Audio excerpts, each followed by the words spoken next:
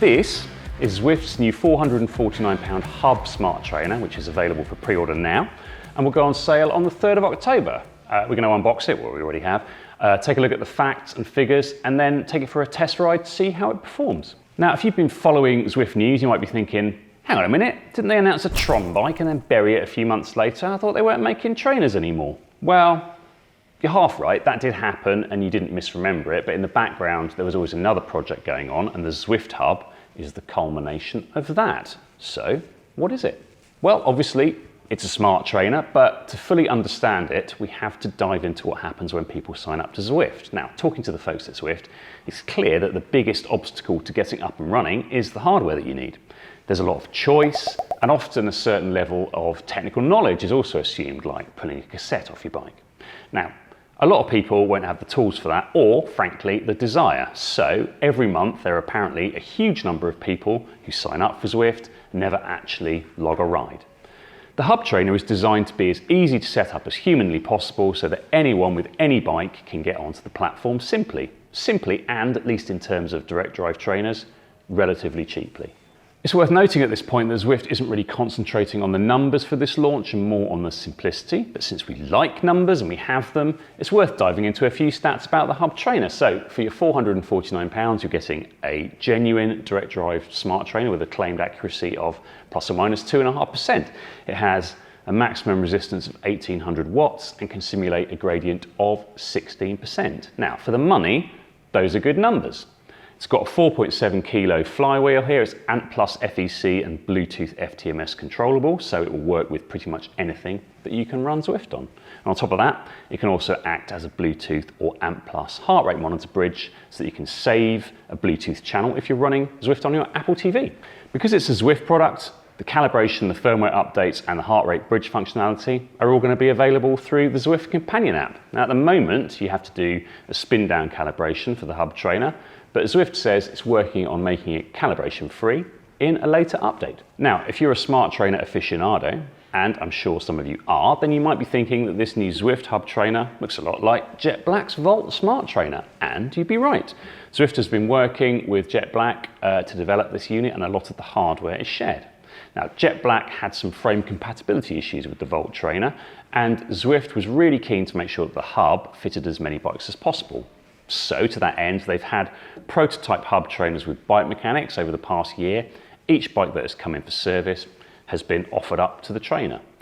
As a result of that, Zwift is really confident that the Hub trainer will fit pretty much any bike you throw at it. They've got it working with over 500 bikes from 70 brands and frame sizes from 45 up to 64 centimeters. The Hub trainer comes with a cassette pre-installed. Now, that's not uncommon these days, but what is unique here is that at the checkout, you can choose anything from an 8-speed to a 12-speed cassette. There's even a video you can watch during the checkout process to show you how to count your sprockets, if that's the kind of level of technical assistance that you need. So once your trainer arrives in its box, it's basically ready to go once you bolt it together. But Zwift has done a lot of thinking around the setup process, and there are quite a few nice little touches once you crack open your carton to make the process as straightforward as possible. Firstly, you can see there's a QR code on the side, and that takes you to a page where you can access a whole load of videos about the different aspects of the setup. So if there's anything you don't understand, you should be able to get help there. The trainer comes in 3 main parts. You can see here that the legs are color-coded with the base,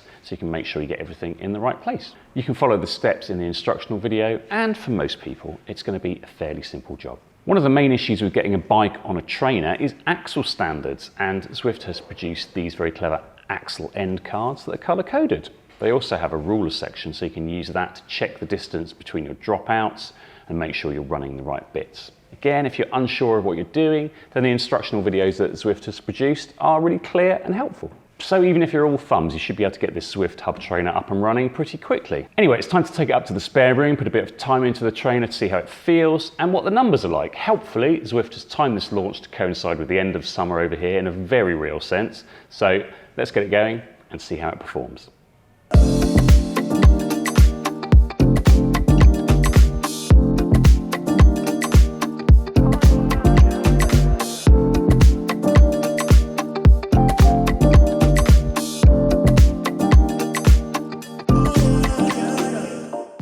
So how did the Zwift Hub trainer perform? Well, at the end of this video, might turn out to be a bit disappointing for you if you're desperate to know exactly how accurate the hub is, because unfortunately we're still waiting for a firmware upgrade that will fix a slight issue with the power readings. At the moment, the trainer is reading slightly under. It's a lot of early adopters everywhere, I'm afraid, although by the time the trainer is on sale in October, these teething problems should have been ironed out, and we'll have a full review on road.cc for you to read on the day the trainer goes on sale. In terms of ride feel, however, the trainer is really good. So at £449, you're getting a really capable direct drive smart trainer with a comparable feel to units that in many cases cost quite a bit more. The trainer is quick to react to changes in gradient, the flywheel is heavy enough to keep your pedal action smooth as the resistance alters over the terrain. It's a very quiet trainer too. My drivetrain was certainly making more noise than the trainer in the spare room. Probably I should oil my chain. I tried a couple of short workouts to see how the trainer responded in erg mode, and things look pretty good there too. The hub trainer reacts well to the interval changes and ramps up power quickly, but not too quickly. It's about right. Holding a steady power was no trouble at all. Now, if you like a bit of racing on Zwift, then the hub trainer is certainly capable of dealing with the cut and thrust of a bunch sprint. It's not especially heavy, but it feels very stable when you're out of the saddle. Heavier riders might find that the maximum resistance is a little lacking when they're putting out the gigawatts in a dash for the line, but overall, it's a very competent trainer. Is it the easiest trainer to get set up on Zwift with? Well, there's no doubt that Zwift has put a lot of time and effort into making things as straightforward as possible, and the fact that you can spec the correct cassette for your bike at the point of purchase means that's one less thing to worry about when it lands on your doorstep. Also, the fact that the trainer's functionality will be baked into the Zwift environment means that you're likely to have a more seamless experience. I really like what Zwift has done with the end caps and the measuring cards too. That will make a tricky job for less technically savvy people a lot easier. Now, I use an 11-speed rim brake quick release road bike for indoor training. It must be said, I've had simpler setups with some trainers that come with an 11-speed cassette. It's simply a case of plugging it in and off you go.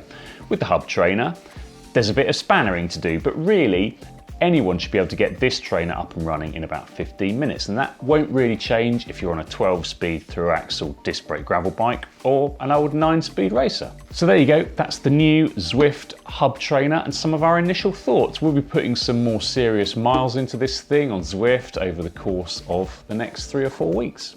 Look out for a full review on the road.cc website at the start of October. Thanks for watching, and as always, subscribe if you want to see more vids from us. Cheers.